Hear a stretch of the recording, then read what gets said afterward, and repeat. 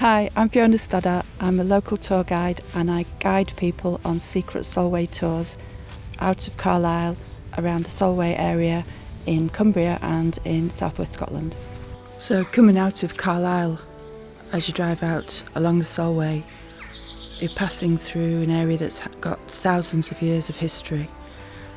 There's been nomadic Calvetti people, Romans, Vikings, industrialists, World War II army, all visiting this area, and they've all left their mark on the landscape. Edward I had come up into the north of England in pursuit of Robert the Bruce. He wasn't a well man at this point in time. In 1307 he'd come up, stayed at Lanercost Priory for about 3 months. As I say, he was not an awfully well man.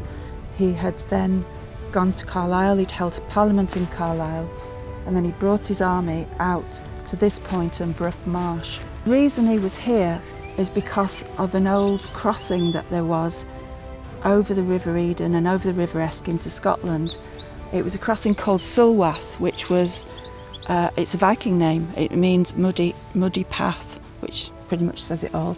But it was a muddy track that was a ford across the rivers, and it was the safest place for armies and for kings to cross over into Scotland. The morning of the 7th of July in 1307, his attendants woke him.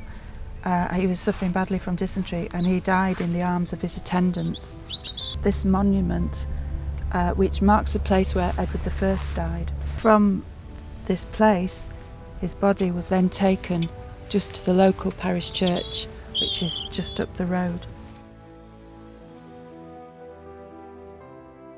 This is the church at Burgh-By-Sands, and it is a place that sort of displays many of those layers of history.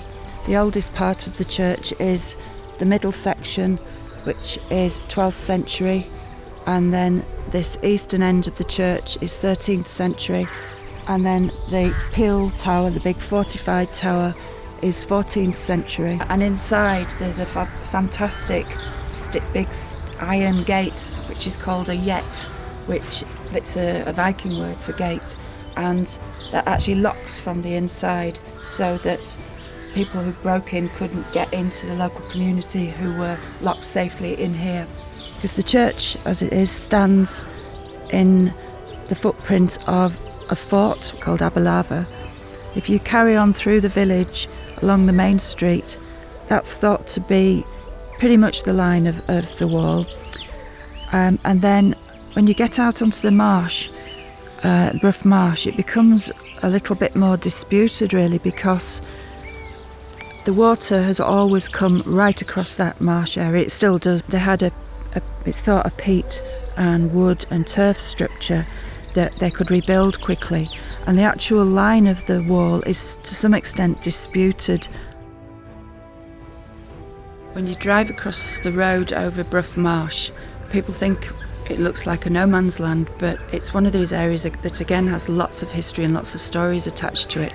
Probably the most famous story is the story of the Solway spaceman, which is to do with a Carlisle fireman who brought his family out on a sunny afternoon onto the marsh, and he took some photographs, and when he had the photographs developed, there was what some people think is a spaceman-shaped figure stood behind his daughter.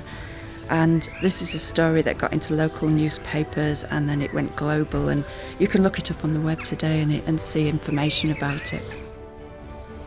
What I do with the Secret Solway Tour is take people on a journey through the area, seeing beautiful places, hearing lots of local stories, learning about local history, and visiting these lesser known sites that people love because they're really interesting when they get them explained to them. And you know, the interpretation that I can offer as a guide in a Secret Solway Tour brings alive a lot of the history of this area.